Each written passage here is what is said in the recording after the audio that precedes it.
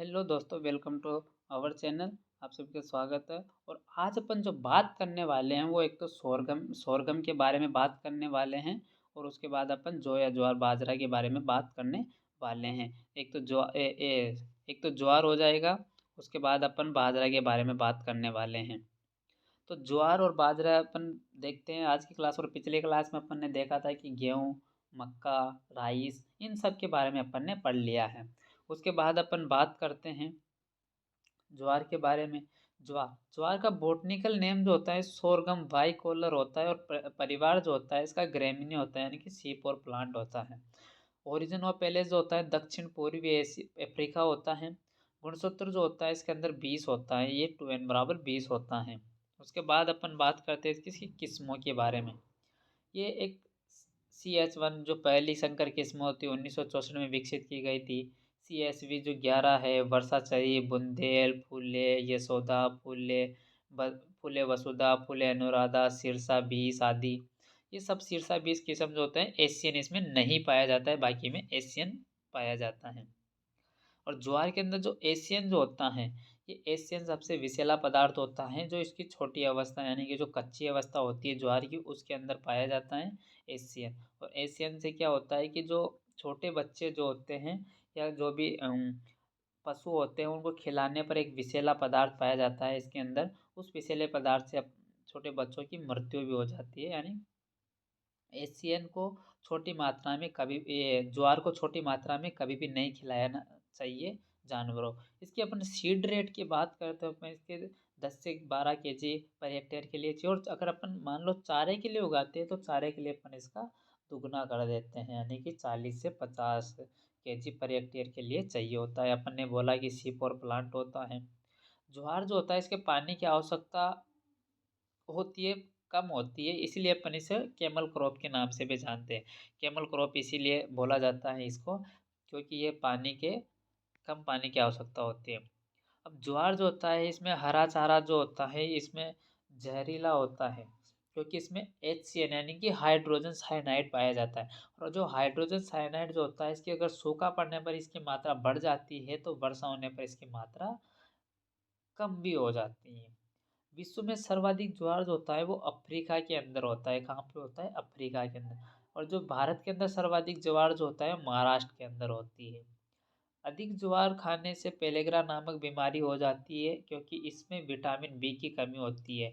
अगर ज्वार ज़्यादा खा जाता है तो इसमें पेलेग्रा यानी कि विटामिन बी में पेलेग्रा होता है, तो पेलेग्रा जो होता है इसकी कमी हो जाती है, विटामिन बी की भी कमी हो जाती है।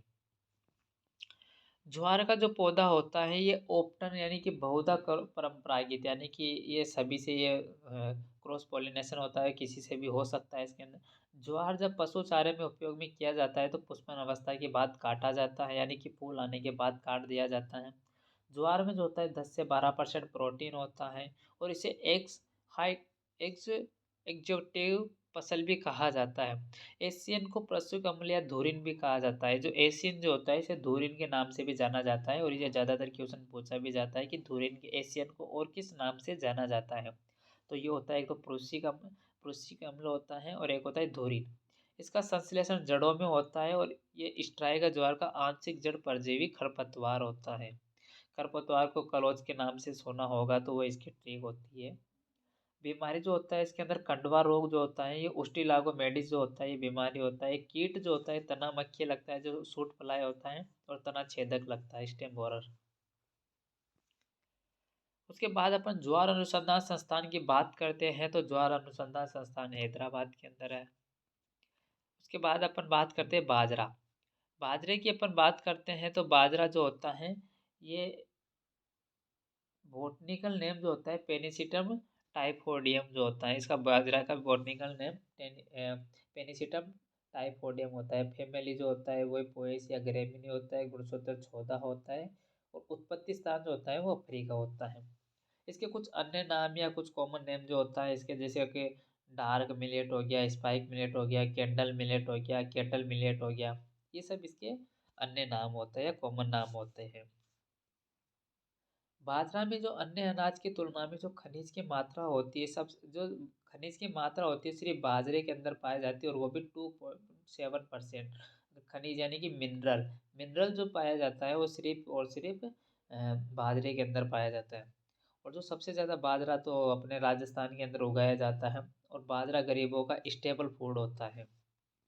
विश्व में सर्वाधिक बाजरा का उत्पादन जो होता है भारत में किया जाता है, और ये सूखा सहन कर सकता है ये बाजरा, क्योंकि इसको पानी की कम आवश्यकता पड़ती है, ज़्यादा आवश्यकता पानी की पड़ती नहीं है इसको। बाजरे में मादा पुष्प पहले परिपक्व हो जाता है, इसलिए इसे प्रोटोगायनी बोला जाता है। प्रोटोगायनी का मतलब यही होता है कि इसमें मादा पुष्प तो पहले पक जाता है, लेकिन जो नर पुष्प होता है, नर पुष्प ये बाद में पकता है, इसलिए इसे अपन प्रोटोगायनी होता है। और एक होता है प्रोटो एंड्री, एक होता है प्रोटो एंड्री, एक होता है प्रोटो एंड्री। प्रोटो एंट्री का मतलब होता है कि इसमें नर भाग जो होता है वो पहले परिपक्व हो जाता है, और जो मादा भाग होता है वो बाद में परिपक्व होता है। कब होता है? बाद में परिपक्व होता है, इसलिए इसे प्रोटो एंट्री कहा जाता है। और ये ज़्यादातर मेज में पाया जाता है। किस में पाया जाता है? मेज में। बाजरे की जो पहली संकर किस्म होती है वो HB हाइब्रिड बाजरा, जो पष्ट थी 1965 में लुधियाना से विकसित की गई थी। माली बुंद्रो, पूसा मोती, ये अन्य किस्में भी थी। बीज दर की अपन बात करें तो इसका बीज जो होता है 4 से 5 kg होता है, जो पर हेक्टेयर के लिए होता है। और अपन रोपाई के लिए बात कर लेते हैं। अगर रोपाई के लिए अपन कभी कभी रोप के भी लगा दिया जाता है बाजरे को, उसके लिए अपन 500 मीटर पर 500 मीटर स्क्वायर पर हेक्टेयर के अनुसार इसके अंदर उसकी बीज ली जाती है। इसके अंदर बाजरा के अंदर जो बीमारियां होती हैं, एक होती है हरित वाली, जो मुख्यतः बाजरे के अंदर पाई जाती है हरित वाली।